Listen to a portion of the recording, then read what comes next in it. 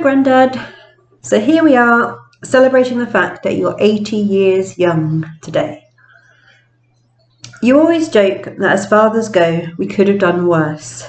But it's very clear to me now that having you as a dad makes me, Kay and Mark super lucky people. Here are a few different reasons why I think we couldn't have done better. My dad, the chauffeur.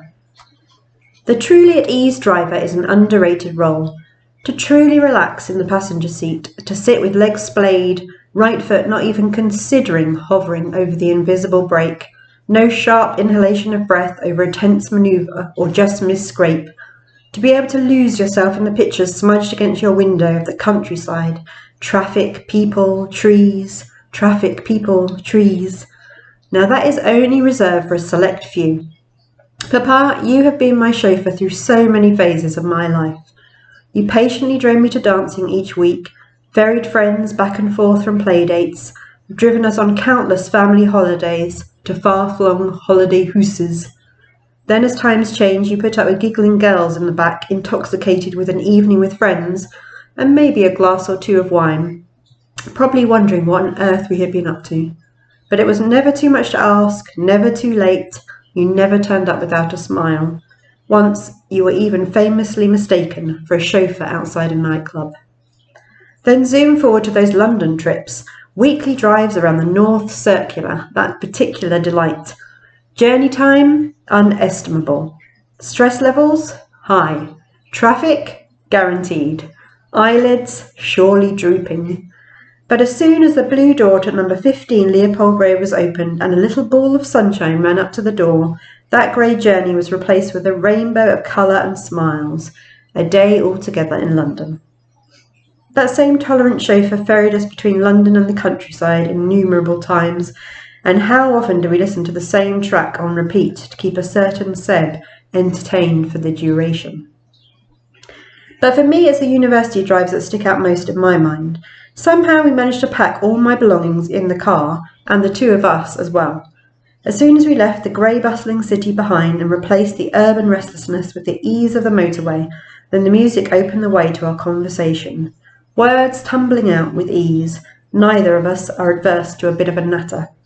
I'm sure we covered most topics, but invariably we would include uni life, football, family, and specifically the next planned holidays and the most recently enjoyed holidays, destination, weather, sightseeing, and of course, the food. My dad, a florist.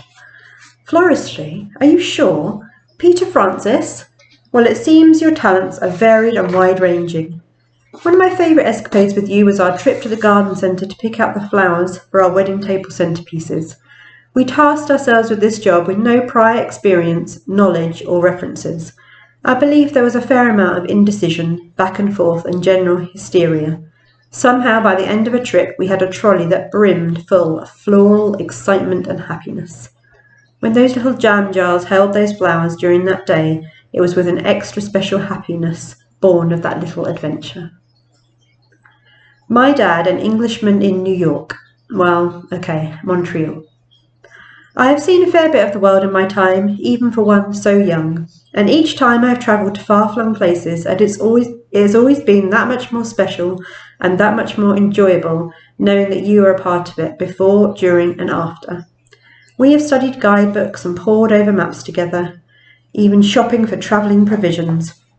You are always on the other end of a phone or email, sometimes thousands of miles away, even when on my side the only sound was the call to prayer of an Istanbul mosque.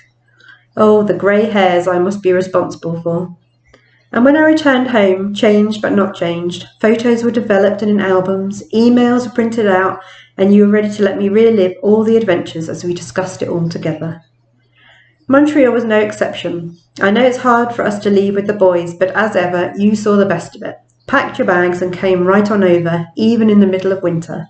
You embraced the chance to learn a bit of the lingo, to tap your toes at the upstairs jazz club, cheer for the impact, twist apples off the bulging apple trees, sample maple taffy, French cuisine, modern art, plant mosaics, wow, butterflies flying free, and shared your bowling secrets with the boys. You wanted the chance to experience -25 in the flesh, obviously appropriately dressed in the ideal winter jacket, and of course to sample a Canadian brunch or two. Oh, the sacrifice. But also to enjoy the everyday pleasures. The coffees at Milk, picking up the boys from school, park dates, trash packs, birthday parties, skiing lessons, murder mystery books, story time and jigsaw time. Whatever I do, I always feel that enthusiasm and support. It's taken me far and kept me near, all at the same time. My dad, the companion traveller. I'm not sure how it came to be that we packed our weekend bags and headed for Krakow, but we did. We stayed in a fab hotel where we meet after siesta on the rooftop, in the cool exhalation of the evening before we headed out for food or an adventure, or a food adventure. Presentation was everything in the Krakow culinary world. Dishes were introduced like special guests and then revealed under silver domes. Soups were cushioned in the warm embrace of their doughy containers. Vegetarian delights were laid out mosaic style under the greenery of the urban garden. It was the nooks and crannies of this city that captivated us. The cobbled streets, labyrinthine Jewish quarter, the cool underground salt mines. We read about this city with its troubled and sorrowful past, and we marvel at its resilience and beauty in the face of all of that. A truly special weekend that I will never forget. My dad. I used to shrink from bedtime, hope that if I just kept still, statue still, barely breathing, no one would notice that I was still up. And if no one noticed, then it was hardly my fault that evening had turned to night and bedtime had been neglected. But eventually the game was up. In a pause in the TV's captivating dialogue or an advert break, someone's concentration would slowly refocus around the room. Refocus, light upon me, and realise something wasn't right. Someone should be in bed. Reluctantly, I would push myself off the sofa and begin my adieus. Then after each goodnight hug had been given and received, I was put in pride of place, on my daddy's shoulders. Stoop now, we're at the lounge door, but just before we leave, we turn once more to bid our final goodnights. Everyone is looking, and there I am, on top of the castle, the pride of place, on my daddy's shoulders. And you've made me feel like I've been there ever since. So thank you for being the bestest daddy a girl could ever want. Have a wonderful day, and I can't wait till we actually celebrate in person later this year. Love you, Grandad. Can't wait to see you soon.